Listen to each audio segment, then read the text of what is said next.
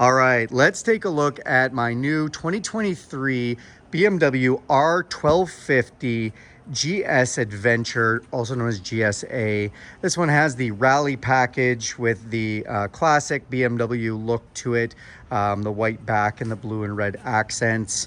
It also has every other package available except for the billet package, and it is missing the heated seat.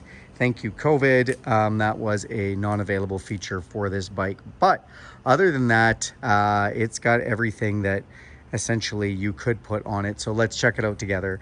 The windscreen right up front offers some good protection, although if you're a bit taller at the highest setting, it may be nice to get an extender, or you can buy some aftermarket touring screens. I do find at 5'10", I still get a little turbulence right over the top, even when it's in its highest position as it is now. And we'll show you how that works in a minute. This does have the lighting package with the BMW LED light. You can see it says that right there, and this light moves itself, really nice and bright. I actually came home in the dark last night and it gave excellent light. And to add to those, with the lights package, you do have these LED fog lights or spotlights to go with them. Again, work excellent and make you more visible for everybody else on the road. You do have the nice indicators, which are not done in amber or anything, and I think the look is just fantastic. The overall look of this bike, it is a big bike, but it does look still very sporty up front. So you do have a totally cool suspension on this one. So you actually have a lever system from back here, and then these are typically shocks on the front, and it still is a somewhat shock system, but not really. All of your shock is done basically from here. Some turning stabilizers there as well, and you really just don't nosedive. Even when you hit the front brake, you really don't nosedive, which is awesome. This does have the black wheels. You can get gold ones, and if you have the triple black package, usually it is black, but you can get the gold in that as well. You've got the Brembo brakes, and these brakes do work well. They stop you fast, really, really fast. Crash bars are standard on the GS Adventure series, which is nice. You've got this boxer engine, which is great for being able to put your legs out. If you want to rest your legs on these cylinders or on here and stretch them out on long rides, you can also mount highway pegs anywhere on here if you'd like, for just a little bit different foot positioning, which is nice too.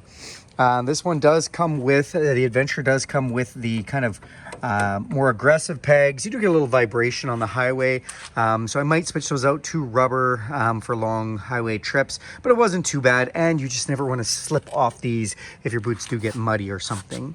You've got some skid plate protection from underneath, which is nice. And then it has the center stand that comes from factory, which is great. Not have to put that on. Here's your brake lever. Your suspension in the middle here, it has a fully automatic suspension. You can customize the settings, but the auto suspension does work just great.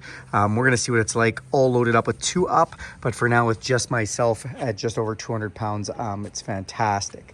The sound, this doesn't have a crazy exhaust system. It is a quiet sound. I like it. No extra drone or anything like that. Some people like to switch out to a louder one. People do believe on motorcycles, if you're heard, you're seen. Personally, I just watch out for other drivers as best as possible. I don't worry about the sound. I did add the BMW Motorrad cases, so a little expensive, but I like the BMW ones. I like their style and how they are. The cases are great. They're easily removable. The frame for them comes right from factory, and I like that these ones can open actually from the front or the back, so you can hinge it either way. And if we hinge this off, you'll see opens up, put a little grocery bag in there. You can get soft bag inserts for these, or you can go aftermarket, whatever you'd like to do, but it's just a nice option. To take these off, you just put your key inside here, it'll release, and they're easy to come off too, which is really nice. Off the back here, so again, top box done the same release mechanism. And then we do have, again, our clear signal lights off the back. This does have the rear fender installed right now, so this protects, you know, just rocks from flying up or hitting people behind you. If you're doing a lot of off-road, or even you know, long trips, if you're having to do anything with your tire, sometimes it's nice just to not have that on there if you're doing a really long trip. So it's removable, nice and easy to get off. This side, your case is bigger as the exhaust is not in the way. And then this is shaft driven, so I do love the shaft driven. No chain maintenance, not worrying about chain slack, not worrying about being lubricated, not worrying about replacing the chain. So shaft driven, huge win on the 1250 GSA. Love it. You may have noticed this tire on the back a little more aggressive. So these are the aggressive option tire from factory. They are the Karoo 3s, and we are going to see how those hold up. I haven't run them before. I usually run TKCs, the Continentals, but as this was an option right from factory, no need to change it. We'll see how long it lasts. Off the side here, so I didn't show on the other side, but your passenger foot pegs, which do have rubber, so no vibration for them.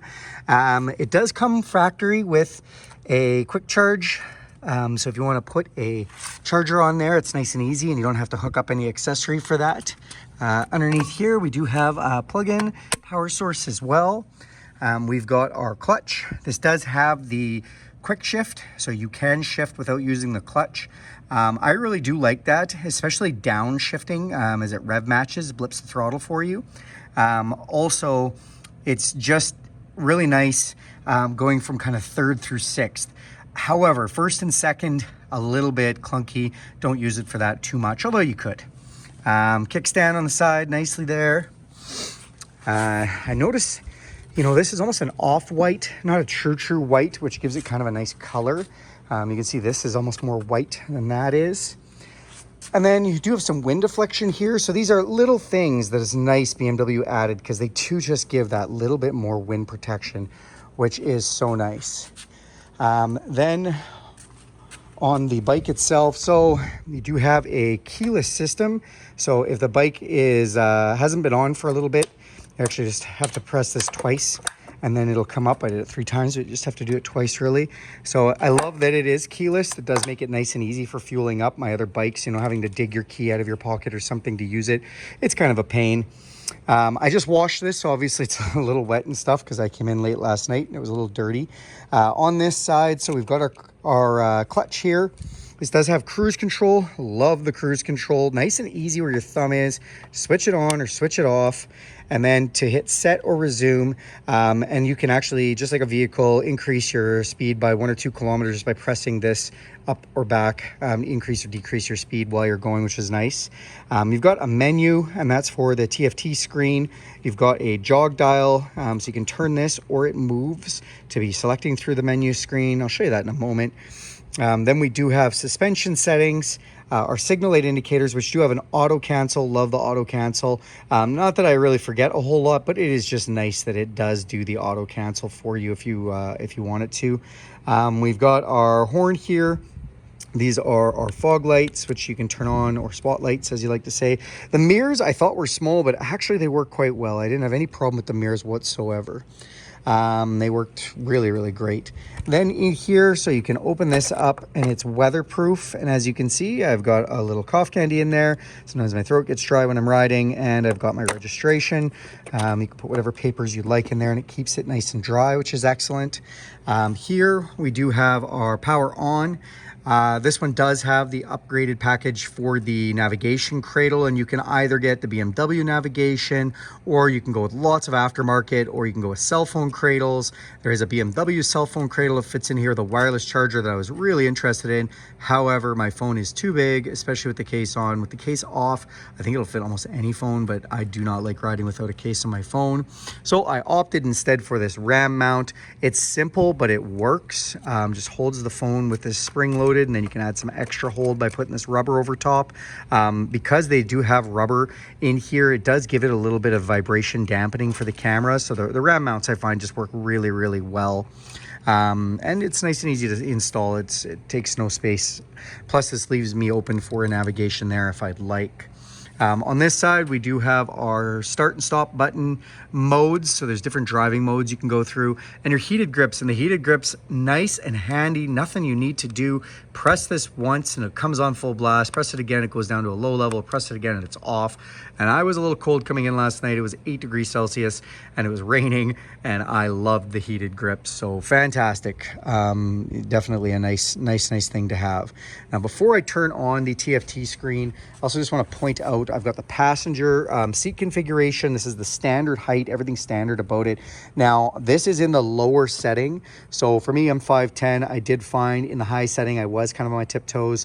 And I've got a 32-inch inseam. And then, so I did put it to the low setting, which gave me a little better footing and kind of helped with the buffeting of the windshield when it was coming over, although I'm still probably going to do an extension. If we want to take that seat off, so you just go in here, turn this, that's going to loosen this one, and then you can lift this seat off. I'll do another video showing you how to put it into the low or high setting, because a lot of people want to see that. I know I found a video myself, which was nice and handy. Up here we do have USB as well, so it is water protected, although I probably should have closed this before washing the bike. Hopefully that dries out nice. I don't think I sprayed in there too badly. And then again, just with the power, so if we hit this, we've got the key on us. I should mention this one does have the alarm system. I'll show you that when I turn that off.